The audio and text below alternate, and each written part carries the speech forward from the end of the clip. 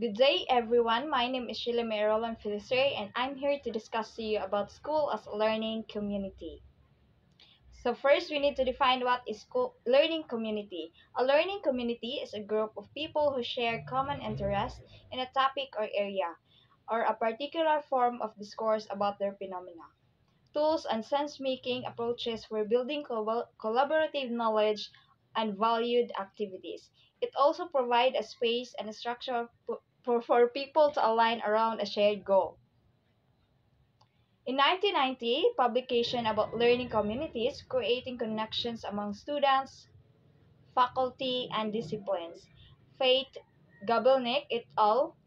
Describe a learning community as any one of a variety of curricular structures that link together several existing courses so that students have opportunities for deeper understanding and integration of the materials they are learning, and more interaction with one another, their teachers as fellow participants in the learning. So another study is coming from Leaning and Ever 1999. A strong learning community sets the ambience for life-giving and uplifting experiences necessary to advance an individual and the whole society.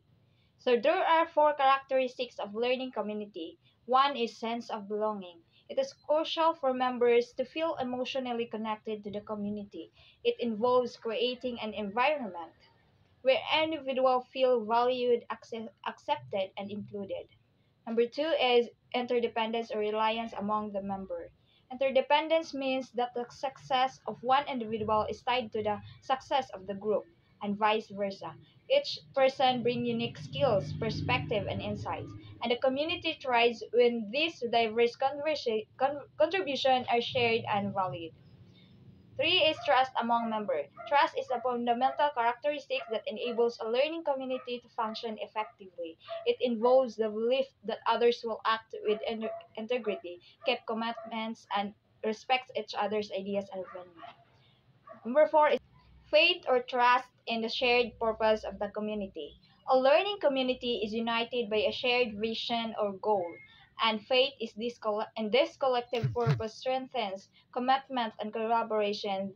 This trust means that every member believes in a group's mission, values, and objectives, and is dedicated to contributing to its achievement.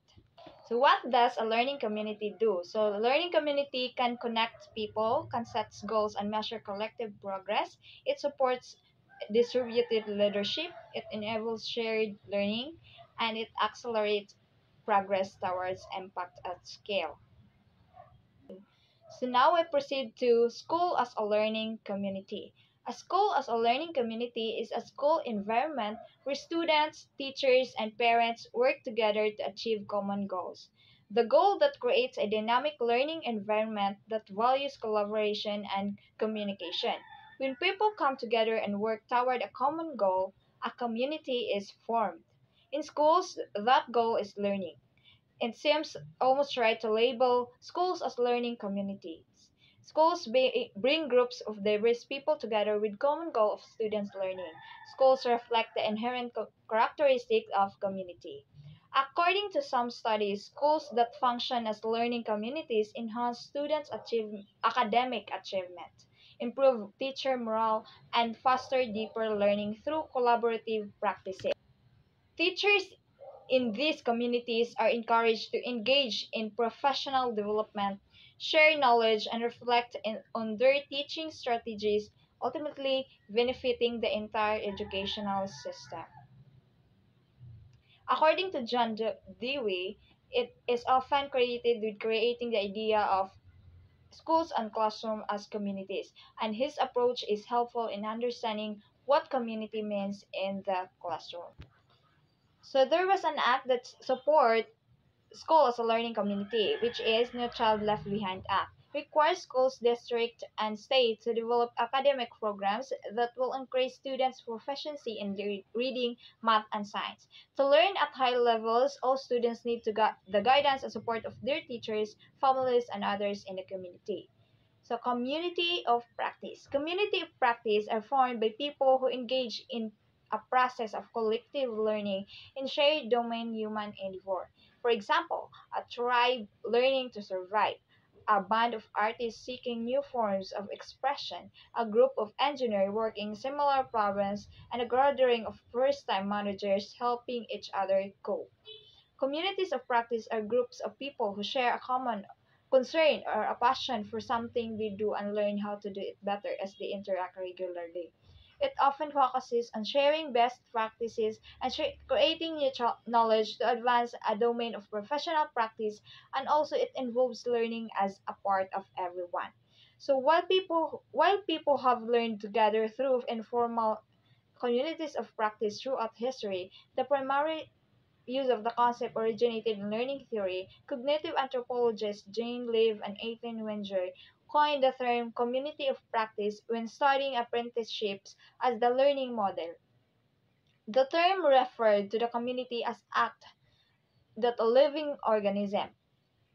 Once the concept was articulated in the researchers started to see communities everywhere, even with no formal apprenticeship system existed. So there are three characteristics of community of practice.